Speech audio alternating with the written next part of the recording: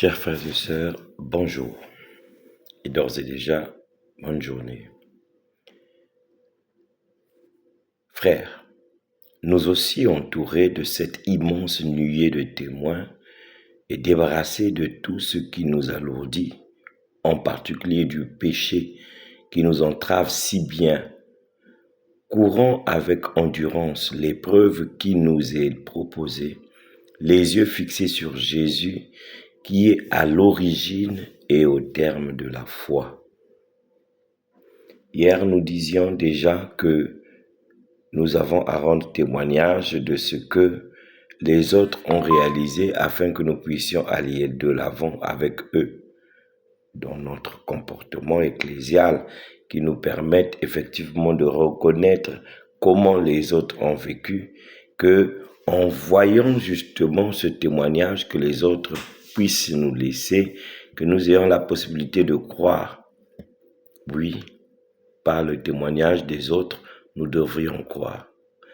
Aujourd'hui, il nous est dit effectivement que c'est grâce à tous ces témoignages que nous pouvons avancer. Et cela par le truchement de Jésus. Mais Jésus lui-même n'a-t-il pas été un témoignage pour nous?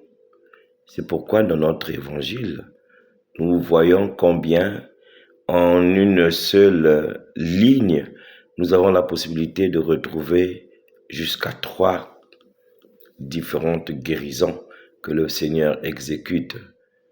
La femme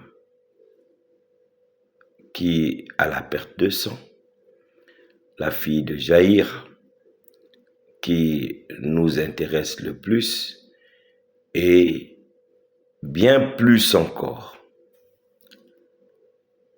Mais regardons beaucoup plus le côté de Jaïr. Il va voir le Seigneur pour que l'on vienne guérir sa fille. Il rentre avec le Seigneur pour cette guérison, la fille est morte.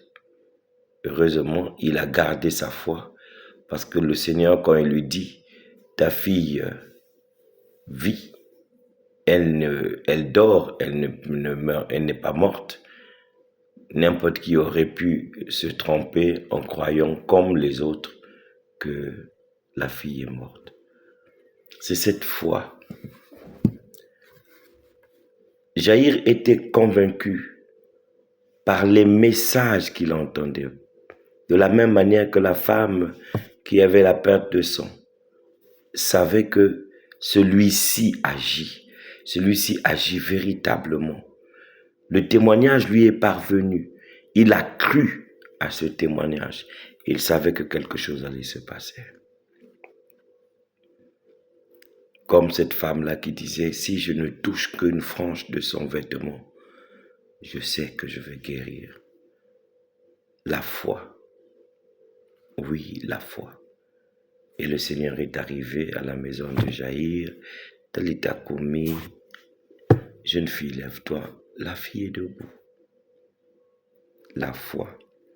La Bible vient de nous dire que le Seigneur lui-même, il est le fondateur et le sommet de la foi.